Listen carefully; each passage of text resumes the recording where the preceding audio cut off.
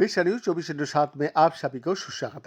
दर्शक, अमेरिकी राष्ट्रपति डोनाल्ड ट्रंप ने भारतीय चावल एक्सपोर्ट पर टैरिफ लगाने की धमकी दिया है, जिसे लेकर राइस एक्सपोर्ट फेडरेशन के वाइस प्रेसिडेंट देव गर्ग ने कहा कि अमेरिकी राष्ट्रपति डोनाल्ड ट्रंप द्वारा चावल आयात पर शुल्क बढ़ाने की धमकी के बावजूद अमेरिका में भारतीय चावल की मांग मजबूत बनी हुई है।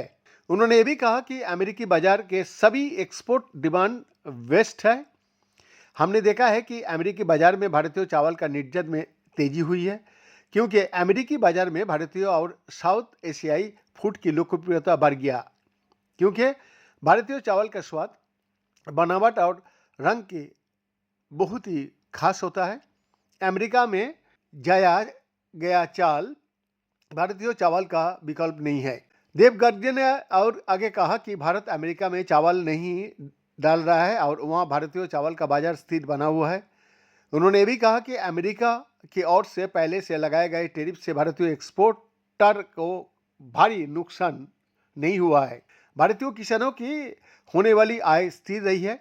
हालांकि टैरिफ बढ़ने का पूरा बोझ अमेरिकी कंज्यूमर पे पड़ रहा है, जिन्हें इस टैरिफ बढ़ोतरी का खामियाजा भुगतना पड़ रहा है और इस कारण अमेरिकी बाजार में घरेलू खाद्य महंगाई का स्तर बढ़ गया है। उन्होंने ये भी कहा कि ये कोई ऐसा नहीं है जो अमेरिकी कंज्यूमर्स भारत के लिए कर रहा है, बल्कि ये अमेरिकी बाजार की आवश्यकता है।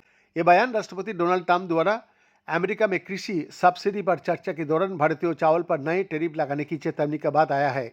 मार्केट एक्सपर्ट्स का कहना है कि ये बयान किसी बड़े नीतिगत कदम का संकेत से ज़्यादा राजनीतिक लगती है।